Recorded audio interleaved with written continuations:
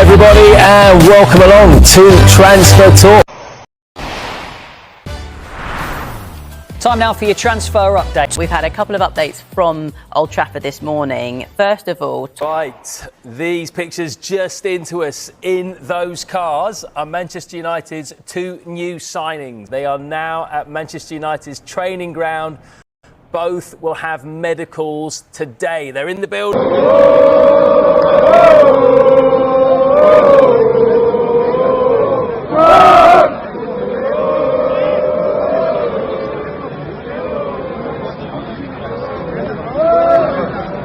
Few details on the actual deal. Manchester United had signed a measure of their ambition, and he was seen as a masterstroke and a massive signing for Ollie.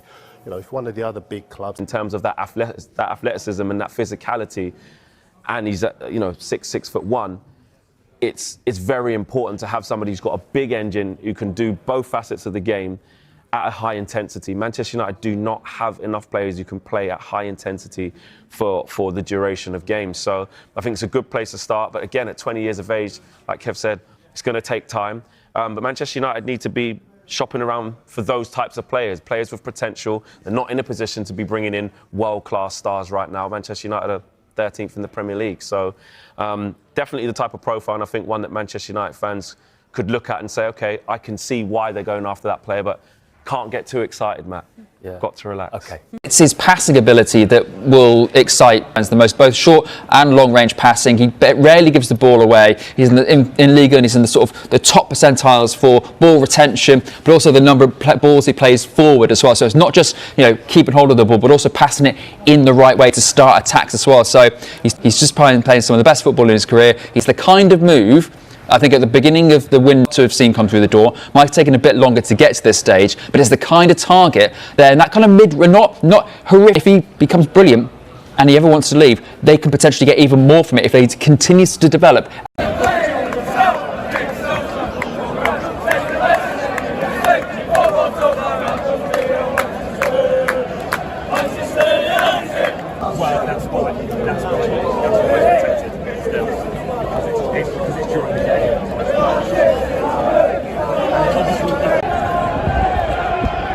We talked about the injury. The Sun mentions that it could be a major injury scare for Amorim, and it may force him to go into the market in January.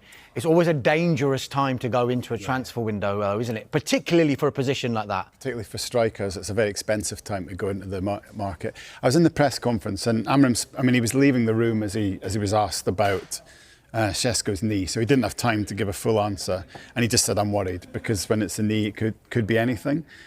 He also was quite open to the suggestion that they might buy him some more midfielders, which I think is as much, if not more, pressing for them.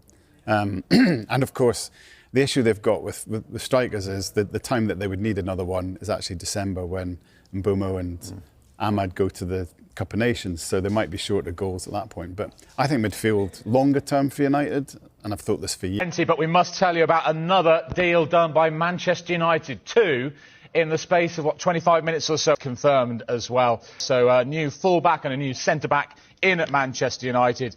Back to what United should be. What is Manchester United in 2025? Well, it's not a team getting outplayed by a fairly dismal Tottenham side in the Europa League final. It's not a side that's finishing in the bottom quarter of the table. So we know that's the starting point for this conversation, and clearly there has been progress made. But I think anyone who even looks at United and says, sort of top 7 or top 8 would be a good fit, it's absolute nonsense.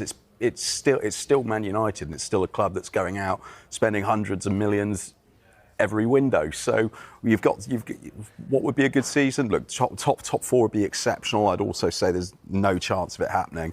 I'd say top 6. They've had a very good season, but again, it's watching and seeing if it sticks. It's seeing how long they can string it together. As I said earlier, they've got actually quite a kind run of fixtures coming up. See what they do with a little bit of momentum, a little bit of confidence. Now that the pressure's off Amorim for the time being, this could be a time when he's... These shots are just into us here at Sky Sports News. This plane landing into Manchester in the last hour or so. Manchester United have thrust themselves back into the global spotlight with a sensational defensive double swoop that has sent shockwaves through European football. In a decisive show of ambition from manager Rúben Amorim, two world-class defenders have arrived in Manchester for their medicals, strongly signalling that the club is entering a new phase of strategic rebuilding and renewed competitive hunger. For years, United have struggled to establish a cohesive, dominant defensive identity. But with Amorim at the helm, the shift is unmistakable, and these two arrivals embody the new direction: leadership, precision, modern tactical excellence, and elite physicality. The first of the incoming stars brings what United have sorely lacked: an authoritative, commanding presence capable of organizing the entire back line. Known for elite positioning, intelligent communication, and the ability to read danger before it appears, he offers stability and structure at the heart of defense. This is the type of defender who elevates those around him, tightens the team's shape, and gives United the security required to build confidently from the back. His arrival addresses not just a need, but a long-standing void. United now gain a defensive leader with the mentality and experience to anchor Amorim's aggressive system while maintaining composure under pressure.